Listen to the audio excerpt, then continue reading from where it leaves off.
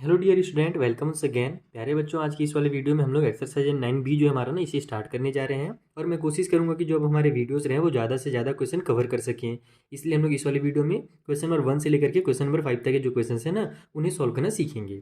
बाकी जो मैं आगे की वीडियोज़ बनाऊंगा क्वेश्चन नंबर 6 से आगे, उन वीडियोज़ का लिंक आपको नीचे डिस्क्रिप्शन बॉक्स में प्रोवाइड करा दूंगा। तो चलिए स्टार्ट करते हैं और इन क्वेश्चन को जल्दी से सॉल्व करना सीखते हैं।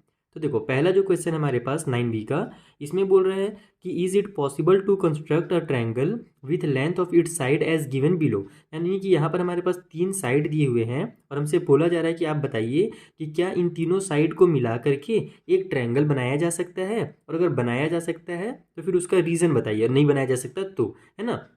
तो यहाँ पर देखो, सबसे पहले तो आपको एक रूल पता होना चाहिए कि कभी भी, ये हमने ना क्लास 6 का रूल है, अब आप क्लास 9 में आ गए हो, ये रूल आपको पता ही होगा कि हमारे पास तीनों जो साइड दिए रहते हैं ना ट्रायंगल के, अगर उनको हम लोग ऐड करते हैं तो वो हमेशा थर्ड वाले साइड से ग्रेटर होता है। अगर ग्रेटर नहीं हो रहा है तो वहाँ पर ट्रायंगल बनेगा ही नहीं। जैसे देखो, 5 और 4 को मैंने ऐड किया तो आ गया 9। 9 जो है वो हमारे 9 से ग्रेटर है क्या? नहीं, वो तो इक्वल हो जा रहा है। इसका मतलब कि इन तीनों का यूज़ करके हम लोग ट्रायंगल नहीं बना सकते। वहाँ पर आप जो ट्रायंगल बनाओगे ना तो थोड़ा सा आपको खुल जाएगा, बॉक्स जो है आपका पूरा अच्छे से क्लोज नहीं होगा। ठीक है, उसी तरीके से बाकी आप ऐड करके देख लो। 9 और 4 को ऐड करोगे तो 5 से ज़्यादा आएगा, 9 और 5 को ऐड करोगे तो 4 से ज़्यादा आएगा। लेकिन यहाँ पर जब 5 और 4 को ऐड किए तो वो 9 से ज़्यादा नहीं हुआ, इसीलिए यहाँ पर ट्रायंगल नहीं बनेगा। ठीक है, उसके बाद यहाँ पर भी देखो, 8 और 7 को ऐड करेंगे तो 4 से ज़्यादा आ जाएगा, फिर 8 और 4 को ऐड करेंगे तो 7 से ज़्यादा आ जाएगा, और फिर 7 और 4 को ऐड करेंगे तो 8 से ज़्यादा आ जाएगा। यानी कि यहाँ पर तीनों कंडीशन में जब हम लोग दो साइड्स को ऐड कर रहे हैं तो वो थर्ड वाले से ग्रेटर हो रहा है। इसका मतलब यहाँ पर भी हमारा जो ट्रायंगल है वो बनेगा। चलिए, अब कॉपी में स्टेटमेंट वगैरह कैसे लिखना है, रीज़न कैसे लिखना है, मैं आपको कॉपी में ही जल्दी से समझा देता हूँ। तो देखो, इसको आप लोग को इस तरीके से लिख लेना है। जैसे पहला नंबर डालना, वहाँ पर लिखना गिवन साइड, हमें साइड कौन कौन से दिए हुए हैं, तो 5 सेंटीमीटर, 4 सेंटीमीटर और 9 सेंटीमीटर दिए हुए हैं। अब इनमें से किसी भी दो साइड को ले लो। जैसे 5 और 4 को मैंने लिया तो 5 और 4 का आ गया 9, जो कि 9 के इक्वल आ रहा है। ठीक है, थर्ड वाले साइड के इक्वल है। उसके बाद फिर बाकी जो साइड है उनको भी आप यूज़ कर सकते हो। अगर पहला बार में ही आ गया ना 9, तो नहीं भी यूज़ करोगे तो भी चलेगा, लेकिन कर दो तो ज़्यादा बेटर है। तो मैं यहाँ पर कर दिया हूँ। जैसे देखो, हमने क्या किया, 5 और 9 को ऐड किया तो आया 14, जो कि 4 से, यानी जो बचा हुआ थर्ड वाला साइड है उससे ग्रेटर है। उसके बाद फिर हमने 4 और 9 को ऐड किया तो 13 आया, जो कि बचे हुए साइड जो हमारा फिफ्थ है यानी कि 5 है उससे ग्रेटर है। तो दो बार तो ग्रेटर हो जा रहा है, लेकिन एक बार ग्रेटर नहीं हो रहा, इक्वल हो जा रहा है। तो यहाँ पर हमारा जो ट्रायंगल है वो नहीं बनेगा, क्योंकि हमारा जो सम है टू साइड का वो नॉट ग्रेटर है थर्ड वाले साइड से। ठीक है, इस टाइप से आप यहाँ पर स्टेटमेंट लिख लेना, no because sum of two sides are not greater than third side. लेकिन सेकंड वाले में ऐसा नहीं है। सेकंड वाले में हमारा तीनों जो है वहाँ पर वो ग्रेटर हो रहा है। जैसे हमने 8 और 7 को पहले ऐड किया है ना, सेकंड वाले में क्वेश्चन में हमें 8, 7 और 4 सेंटीमीटर के साइड दिए हुए थे, तो 8 और 7 को ऐड किया तो 15 आ गया, जो कि थर्ड वाले साइड 4 से ग्रेटर है। उसके बाद 7 और 4 को ऐड किया तो 11 आ गया, जो कि थर्ड वाले बचे हुए साइड 8 से ग्रेटर है।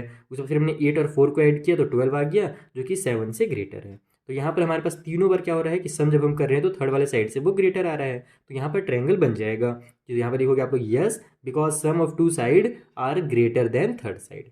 ठीक है, यानी जो सम निकल रहा है टू साइड्स का वो क्या निकल रहा है, ग्रेटर निकल रहा है थर्ड वाले साइड से। उसी तरीके से आपको थर्ड, फोर्थ और फिफ्थ को भी सॉल्व करना है। आइए मैं आपको नंबर वहाँ पर जल्दी से समझा देता हूँ।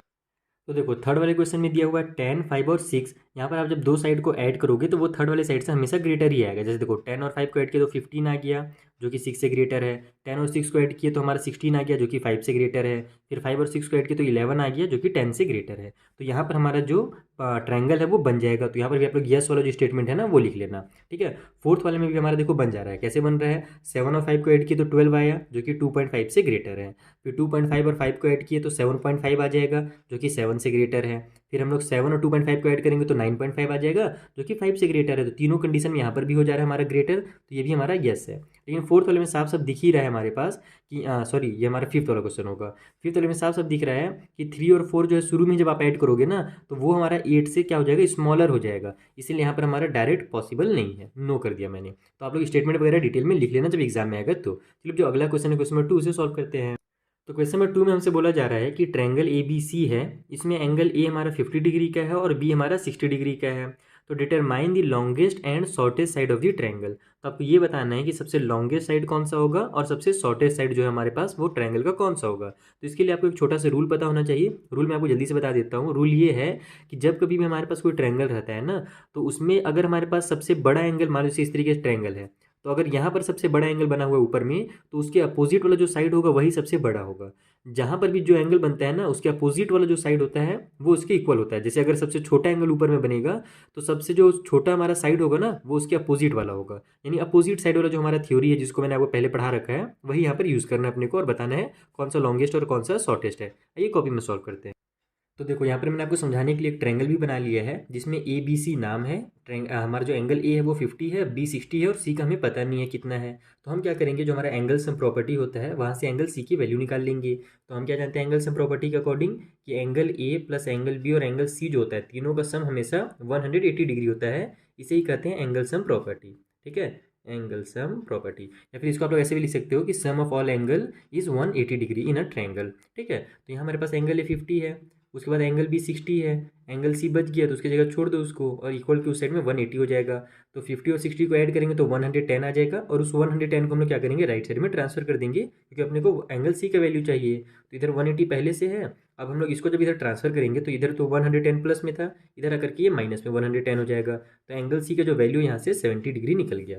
तो ये देखो मैं यहाँ पे लिख देता हूँ 70 डिग्री। अब मैंने आपको रूल क्या बताया, कि जो सबसे बड़ा एंगल होता है उसके अपोजिट में ही हमारा सबसे बड़ा साइड भी बनता है।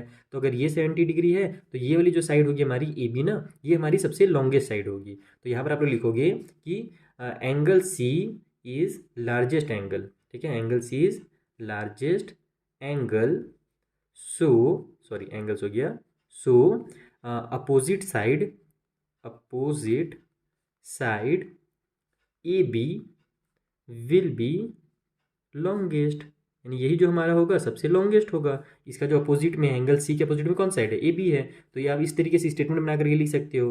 उसी तरीके से अपने से शॉर्टेस्ट भी पूछा था, तो सबसे छोटा एंगल कौन सा है, हमारा सबसे छोटा एंगल एंगल ए है। यहाँ पर आप लोग लिख लेना है कि angle A is the shortest angle, हमारा जो सॉरी स्मॉलेस्ट एंगल लिखना, angle A is smallest angle. इसलिए एंगल ए के अपोजिट में कौन सा साइड है हमारा, ये बी सी है। तो हमारा जो बी सी होगा वो क्या हो जाएगा, सबसे स्मॉलेस्ट साइड हो जाएगा।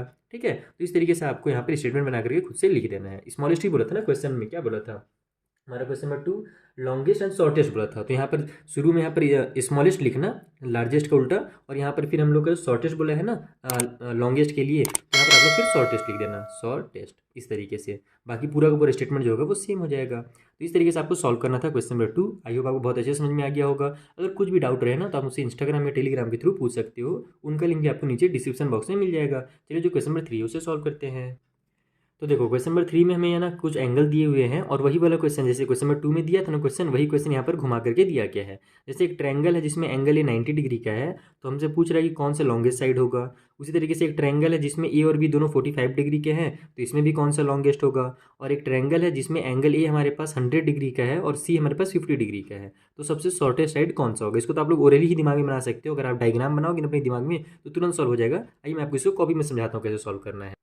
तो देखो जो फर्स्ट कंडीशन हमें दिया हुआ है ट्रायंगल ए बी सी में, उसमें बोला था कि एंगल ए जो हमारा 90 डिग्री का है, यानी कि जो बी और सी बच गए इन दोनों का भी सम 90 डिग्री होगा, क्योंकि हम लोग क्या जानते हैं तीनों का मिला करके 180 होता है। तो ये अकेला 90 है, तो ये दोनों मिला करके भी तो 90 ही होंगे ना, तब तो 90 और 90 हमारा कितना आएगा, 180 आएगा। तो यहाँ पर आप इसको लिख देना कि angle B plus angle C जो होगा हमारा, वो भी क्या होगा, 90 होगा, है ना। ये भी हमारी एक तरह से एंगल सम प्रॉपर्टी ही है। ओके, तो अगर ये दोनों मिला करके 90 आ रहे हैं, इसका मतलब कि दोनों में से कोई भी हमारा 90 से बड़ा नहीं है। हो सकता है कि ये 80 डिग्री का हो और ये 10 डिग्री का हो, तब ना 90 आएगा। या फिर हो सकता है कोई 50 का हो, कोई 40 का हो। कहने का मतलब है कि दोनों 90 से छोटे ही होंगे, 90 से बड़ा तो कोई होगा ही नहीं। तो यहाँ पर हमारा इसको आप लोग ऐसे लिखोगे कि एंगल बी जो है मेरा और जो एंगल सी है वो हमेशा क्या होगा, छोटा ही होगा हमारे 90 डिग्री से, क्योंकि इन दोनों का सम 90 डिग्री है। तो सबसे बड़ा जो हमारा एंगल है वो कौन सा हो गया, सबसे बड़ा एंगल हमारा एंगल ए ही बना है। तो यहाँ पर आप लिखोगे कि हमारा जो एंगल ए है, so angle A is largest angle. ये हमारा क्या है, सबसे लार्जेस्ट एंगल है। तो यहाँ पर अगर एंगल ए सबसे लार्जेस्ट एंगल है, तो इसके अपोजिट में जो साइड बनेगा, अपोजिट में कौन सा साइड है, ये बी सी है। तो बी सी जो होगा यही क्या होगा, हमारा लॉन्गेस्ट साइड होगा। So opposite side, opposite side B C is longest side. इस तरीके से आपको यहाँ पर स्टेटमेंट बना करके लिख देना, सिंपल सा। मेरी राइटिंग में मत जाना, बहुत हड़बड़ी में लिख रहा हूँ, इसीलिए आपको राइटिंग बहुत खराब दिख रही होगी, बस आपको मैं समझाना चाहता हूँ। ठीक है, तो ये हमारा ऐसी बनेगा कि हमारा एंगल ए चूंकि सबसे बड़ा है, इसलिए उसके अपोजिट में जो बी सी होगा वही क्या होगा, सबसे लॉन्गेस्ट होगा। क्वेश्चन नंबर 1 सॉल्व हो गया। चलिए जो सेकंड वाला है उसे सॉल्व करते हैं। तो देखो सेकंड वाले में बोला जा रहा है कि एंगल ए और एंगल बी जो है दोनों आपस में इक्वल हैं और दोनों की वैल्यू हमारी 45 डिग्री की है। मैंने ट्रायंगल बना लिया, एंगल ए भी 45, एंगल बी भी हमारे पास 45 है। एंगल सी अपने को नहीं दिया हुआ है, तो हम लोग क्या करेंगे यहाँ पर पहले तो एंगल सी पता करते हैं वो कितना है। तो देखो ये अगर 45 और ये भी 45 है, दोनों मिलाकर कितना आ गया, 90 आ गया। तो इसका मतलब कि एंगल सी भी कितना होगा, 90 ही होगा, तभी तो हमारा टोटल फिर 180 आएगा ना। तो यहाँ पर भी हमने क्या किया, माइंड में ही ओरली यहाँ पर हमने एंगल सम प्रॉपर्टी का यूज़ किया है। तो यहाँ पर आप लोग लिखोगे कि angle A plus sorry angle इतना मत लिखो, शॉर्टकट में लिखो कि एंगल सी जो है हमारा वो कितना होगा, 90 डिग्री का होगा। यहाँ पर आप लोग शॉर्टकट में लिख दो यूजिंग एंगल सम प्रॉपर्टी, ठीक है, एंगल सम प्रॉपर्टी। तो अगर आप एक पास एग्जाम में अगर ये क्वेश्चन आता है तो फिर आप लोग डिटेल में वहाँ पर एंगल सी फाइंड करके दिखाना है एंगल सम प्रॉपर्टी का यूज़ करके। बाकी आप लोगों को मैं यहाँ पर डायरेक्ट समझा देता हूँ कि एंगल सी जो हमारा होगा वो 90 डिग्री का होगा, और अगर ये 90 डिग्री का है तो ये हमारा क्या है, सबसे लॉन्गेस्ट हमारा क्या हो गया, सॉरी सबसे लार्जेस्ट हमारा एंगल हो गया। और सबसे लार्जेस्ट के अपोजिट में कौन सी साइड है, ये हमारी ए बी है। इसीलिए जो हमारी लॉन्गेस्ट साइड होगी, लॉन्गेस्ट साइड जो होगी ना वो हमारी इस बार हो जाएगी ए बी, क्योंकि ये हमारे अपोजिट में है सबसे लार्जेस्ट एंगल के। सिंपल। चलिए थर्ड वाला सॉल्व करते हैं। तो देखो थर्ड वाले क्वेश्चन में हमें ना थोड़ा सा घुमा कर क्वेश्चन दिया हुआ है। क्वेश्चन नंबर 1 और 2 में हमसे पूछ रहा था कि लॉन्गेस्ट वाला जो हमारा सबसे एंगल है, सॉरी साइड के अपोजिट में जो लॉन्गेस्ट साइड जो है वो कौन सा है, और यहाँ पर हमसे पूछ रहा है कि जो शॉर्टेस्ट साइड है, सबसे छोटा जो साइड है वो कौन सा है। तो एंगल ए दिया हुआ है 100, एंगल सी दिया हुआ है 50। तो 100 और 50 मिला करके 150 हो गया। इसका मतलब ये कितने डिग्री का होगा, ये हमारे 30 डिग्री का होगा। तब ना 150 और 30 मिला करके 180 आएगा। तो यहाँ पर आप लोग लिखो एंगल बी जो है वो हमारा 30 डिग्री का है। वही फिर हम लोग यहाँ पर भी क्या किए हैं, एंगल जो सम प्रॉपर्टी हमारा है वो यूज़ किए हैं, ठीक है, एंगल सम प्रॉपर्टी। तो एंगल भी अगर हमारा 30 डिग्री का है तो सबसे छोटा एंगल यही हो गया, और सबसे छोटा एंगल के जो अपोजिट में साइड होगा वही क्या होगा, हमारा सबसे छोटा साइड होगा, सबसे शॉर्टेस्ट साइड होगा। तो इसके अपोजिट में कौन सा है, हमारा ए सी है, यानी कि जो हमारा शॉर्टेस्ट साइड है, शॉर्टेस्ट साइड वो कौन सा है, तो वो हमारा ए सी हो जाएगा। इस तरीके से आप इन क्वेश्चंस को सॉल्व करना था। देखिए कितना सिंपल सा क्वेश्चन है। चलिए जो फोर्थ नंबर का क्वेश्चन है उसे सॉल्व किया जाए। तो ये हमारा फोर्थ नंबर क्वेश्चन है। यहाँ पर हमसे बोला जा रहा है कि एक ट्रायंगल ए बी सी था, जिसका जो साइड ए बी है उसको प्रोड्यूस कर दिया गया, बढ़ा दिया गया डी तक। देखो ए बी सी एक ट्रायंगल था यहाँ पर, इसमें जो ए बी हमारा साइड है इसको बढ़ा करके डी तक ले गया है। अब इस तरीके से बढ़ाया गया है कि जो मेरा बी डी है, बी डी कौन सी साइड, ये वाली जो बढ़ाई गई है ना यहाँ से लेकर के यहाँ तक, ये वाली साइड मेरी बी सी के इक्वल है। देखो B D is equal to B C, और यहाँ पर दोनों में डैश डैश भी बना दिया गया है, इक्वल की साइन एक तरह से, ठीक है। अब बोल रहा है कि अगर एंगल ए हमारा 70 डिग्री का है और बी हमारा 60 डिग्री का है, तो आप ये प्रूव करो कि ए डी हमारा ग्रेटर होगा सी डी से, साथ ही साथ ए डी हमारा ग्रेटर होगा ए सी से। तो ए डी कौन सा, ए डी यानी कि यहाँ से लेकर के यहाँ तक, इसको अपने को ग्रेटर प्रूव करना है इस वाले सी डी से, ये वाले साइड से, और साथ ही साथ ए डी को अपने को ये भी ग्रेटर प्रूव करना है ए सी से। तो दिख तो रहा है ये ग्रेटर, लेकिन प्रूव कैसे करें, तो प्रूव करने का सबसे सिंपल तरीका है, ये कंप्लीट जो हमारा ए सी डी जो ट्रायंगल है ना इसका अपन यूज़ करेंगे, और इसमें जो हमारे पास ये कंप्लीट यहाँ पर एंगल बन रहा है, ये वाला और ये वाला एंगल को मिला करके एंगल सी जो बना हुआ है पूरा का पूरा, इसको हम लोग क्या करेंगे, सबसे ग्रेटर एंगल निकाल देंगे। जैसे यहाँ पर मेजरमेंट दिया हुआ है ना, तो इसका भी हम लोग कुछ ना कुछ वैल्यू निकालेंगे, और हम लोग देखेंगे कि इसका जो वैल्यू होगा वो सबसे बड़ा निकलेगा। तो अगर इसका वैल्यू सबसे बड़ा है तो इसके जो अपोजिट वाला साइड होगा, यानी कि जो ए डी होगा वो क्या होगा, सबसे बड़ा साइड होगा। और अगर ये सबसे बड़ा है तो ऑटोमेटिक ये वाला छोटा और ये वाला छोटा प्रूफ हो जाएगा। तो चलो सबसे पहले अपन क्या करते हैं, इस वाले एंगल का मेजरमेंट निकालते हैं। यहाँ पर देखो यहाँ पर हमने एक रफली डायग्राम बना लिया है ताकि आपको समझ में आ जाए कौन से एंगल की बात कर रहे हैं। तो एंगल ए और बी का वैल्यू हमने यहाँ पर रख लिया। ये वाला एंगल नहीं पता है, इधर वाला एंगल नहीं पता है, और ये दोनों की वैल्यू नहीं पता है। तो हम लोग क्या करते हैं, इनका कुछ नाम दे देते हैं शॉर्टकट में। अगर नाम दे देंगे तो हमारा काम आसान हो जाएगा, क्योंकि हम लोग जानते हैं कि यहाँ पर अगर मैं इसको फिर पूरा नाम पढ़ूँ तो इसका नाम मेरे को बी सी डी इतना लंबा लिखना पड़ेगा। तो शॉर्टकट में नाम दे देते हैं। जैसे इसको दे देता हूँ मैं एंगल नंबर 1, इसको दे देता हूँ मैं एंगल नंबर 2, ये इधर वाला जो मेरा है ये एंगल नंबर 3 हो जाएगा, और ये वाला जो मेरा एंगल नंबर 4 हो जाएगा, ठीक है। ये हमने क्या किया, इन सभी का नाम दे दिया यहाँ पर। तो सबसे पहले हम क्या करेंगे, जो हमारा एंगल नंबर 1 है ना इसका वैल्यू फाइंड करेंगे। तो एंगल सम प्रॉपर्टी लगा लेते हैं, angle A plus angle B, और यहाँ पर आप लोग लिख भी सकते हो कि इन ट्रायंगल ए बी सी, जो हम लोग ट्रायंगल ए बी सी दिया हुआ है ना उसमें यूज़ कर रहे हैं। तो ए बी और जो हमारा एंगल नंबर 1 है ये वाला, इन सभी को अगर ऐड करेंगे तो 180 डिग्री आएगा। तो यहाँ से हमारा ए और बी का वैल्यू हो जाएगा कितना, 70 और 60 कितना होगा, 130 हो जाएगा। और 130 को इधर ट्रांसफर करेंगे तो 180 माइनस 130 आ जाएगा। तो यहाँ पर एंगल ए का जो वैल्यू हो जाएगा 180 में से 130 माइनस किया तो कितना आ गया, 50 आ गया। यानी कि एंगल ए जो है मेरा ये वाला ना ये 50 डिग्री का, एकदम शॉर्टकट में निकाल रहा हूँ मैं ना। ज़्यादा लंबा चौड़ा स्टेटमेंट जो है लिखूंगा तो फालतू पेज भी फील होगा और लेट भी लगेगा। तो आप लोग क्या करना, जब एग्जाम में सॉल्व करना तब पूरा एकदम आराम आराम से लिखना कि एंगल इक्वल टू 180, फिर इसको ट्रांसफर करके भी दिखाना, इन दोनों का वैल्यू भी पुट करना, वो सब काम आप लोग एग्जाम में करना using angle sum property, shortcut में एकदम। ओके, तो एंगल 1 का वैल्यू पता चल गया। अब हम क्या करेंगे, इसका निकालेंगे। आप लोग चाहो तो इसका भी निकाल सकते हो, लेकिन ये वाला ज़्यादा ईजी निकालना। कैसे ईजी निकालना, क्योंकि हमारा ये जो एंगल नंबर 60 बना हुआ है और इधर जो एंगल बना है ये एक सीधी लाइन पे बनी हुई है। और हम लोग क्या जानते हैं, लीनियर पेयर नाम का एक रूल होता है जिसके अकॉर्डिंग कभी भी एक सीधी लाइन पे जब कभी भी दो एंगल या उससे ज़्यादा बनते हैं ना, तो उन सभी का जो सम होता है वो कितना होता है, 180 डिग्री होता है। तो यहाँ पर आप लोग लिखोगे कि एंगल नंबर बी या फिर angle 60 degree, now angle 60 degree plus में एंगल नंबर 3, ठीक है, प्लस, या फिर यहाँ पर एंगल 60 डिग्री मैंने गलत लिख दिया, इस तरीके से एंगल नहीं लिखेंगे, एंगल का नाम होता है इस तरीके से। 60 डिग्री प्लस यहाँ पर आप लोग लिखो 60 degree plus 3 is equal to 180 degree, ऐसे लिख दो। ये 60 में अगर हम लोग एंगल 3 को ऐड करेंगे तो 180 आएगा, क्योंकि दोनों के हमारे लीनियर पेयर हैं, एक सीधी लाइन पे बनने वाले एंगल हैं, लीनियर पेयर। ओके, तो यहाँ से एंगल 3 का भी वैल्यू निकल जाएगा। 60 को इधर ट्रांसफर कर दो तो एंगल 3 का वैल्यू कितना निकल जाएगा, 60 इधर आकर के ट्रांसफर में हो के माइनस में आ जाएगा, तो 180 में से 60 माइनस हुआ तो हमारा 120 आ गया। यानी कि ये वाला जो मेरा एंगल है, एंगल नंबर 3, ये 120 डिग्री का है। ओके, अब ये वाला निकालने से अब मेरे को तो पहले अगर ये डायरेक्ट निकल जाता ना तो इसे मुझे निकालना नहीं पड़ता, लेकिन हमने इसे क्यों निकाला है कि हमें साफ साफ क्वेश्चन में कहा गया था कि ये वाली साइड और ये वाली साइड आपस में इक्वल है। तो अगर ये मेरा 120 डिग्री का है तो इसका मतलब क्या हुआ कि ये दोनों एंगल भी आपस में क्या होंगे, इक्वल होंगे। कि दो साइड अगर आपस में इक्वल हैं तो दो एंगल भी कम से कम इक्वल होंगे ही ना।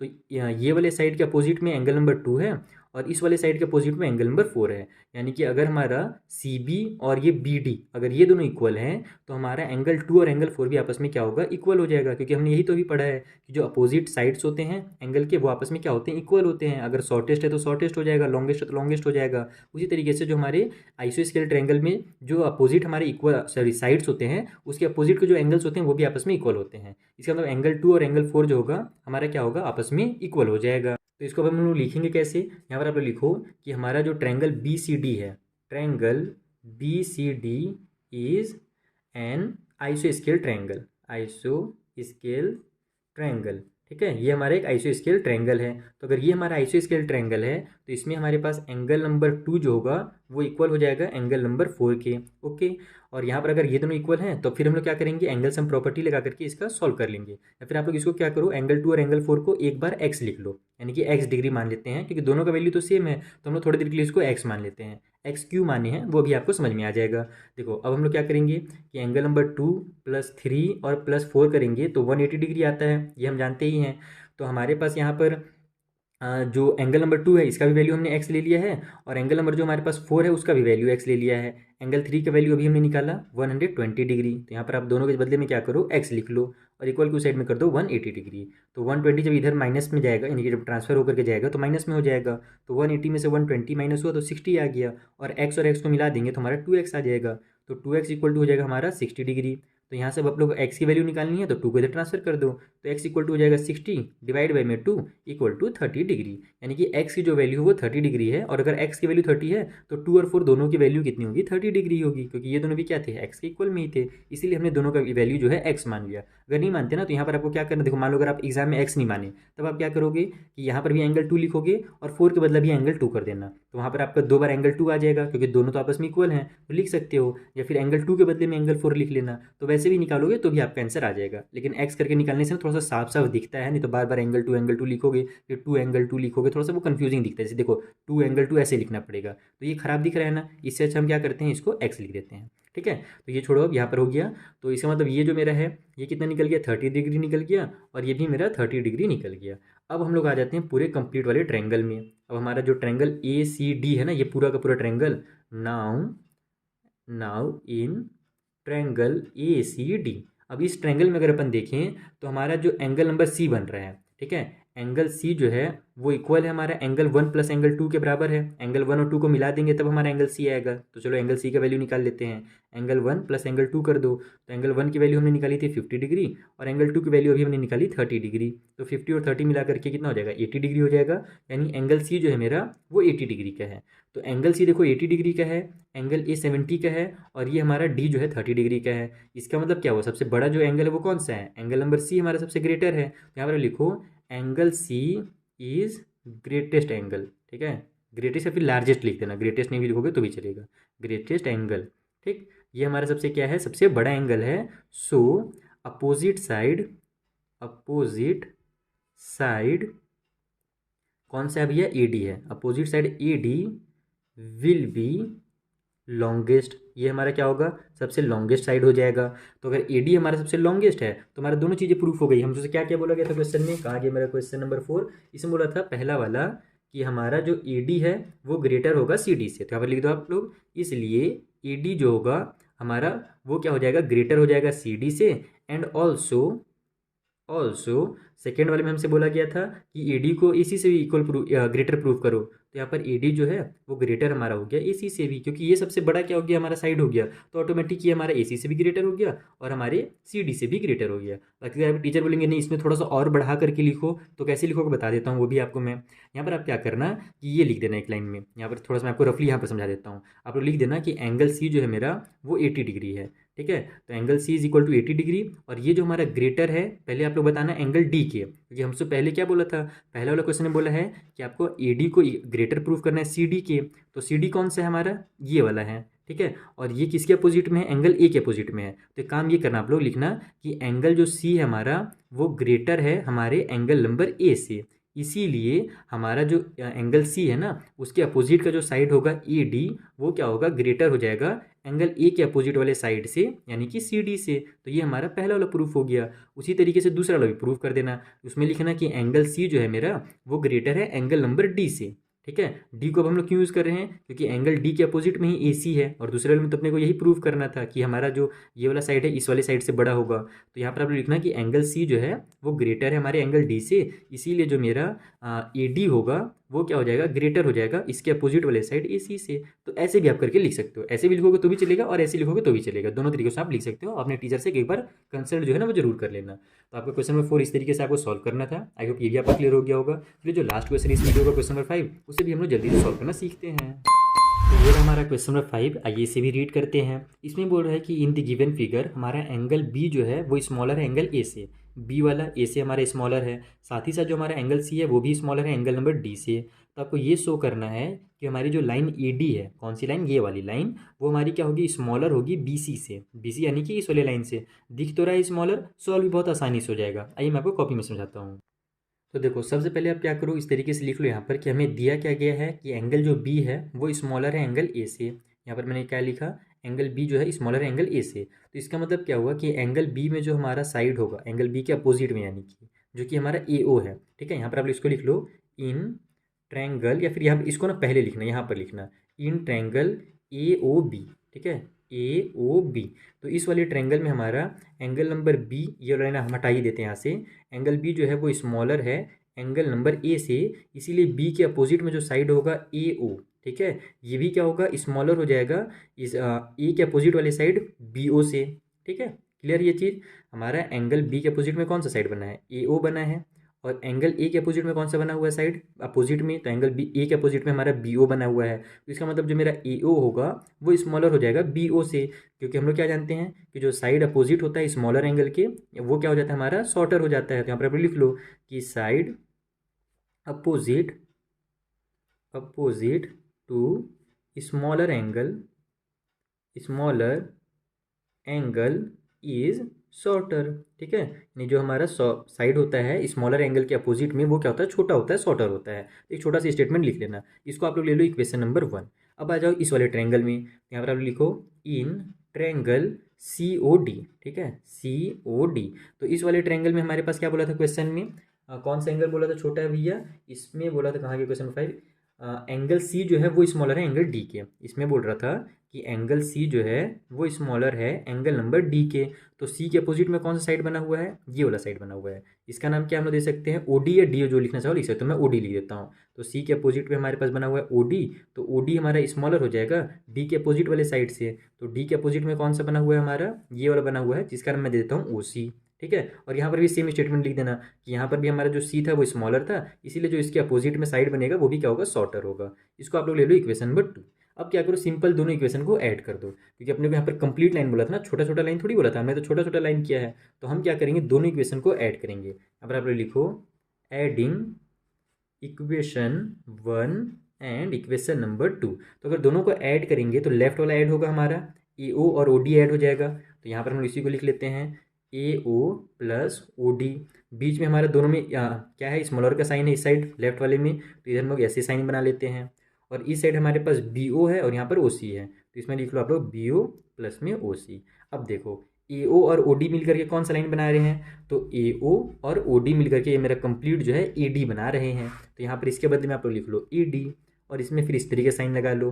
फिर बी ओ और ओ सी कौन सा लाइन बना रहे हैं, तो देखो बी ओ और ओ सी मिलकर के कंप्लीट मेरा बी सी बना रहे हैं। तो यहाँ पर आप लिख लो इसको बी सी। तो यहाँ पर हमारा प्रूफ हो गया कि जो हमारा ए डी होगा वो स्मॉलर हो जाएगा बी सी से, और ये तो अपने को प्रूफ करना था। तो इस तरीके से आपको इन क्वेश्चंस को सॉल्व करना है, दिमाग लगाना है कि सबसे इजी तरीका क्या है, और फिर आप लोग आसानी से उस क्वेश्चन को सॉल्व कर सकते हो। आई होप आपको वीडियो बहुत पसंद आया होगा। क्वेश्चन नंबर 1 से 5 तक मैंने आपको डिटेल में समझा दिया, बेसिक सी चीज़ें भी समझा दी हैं।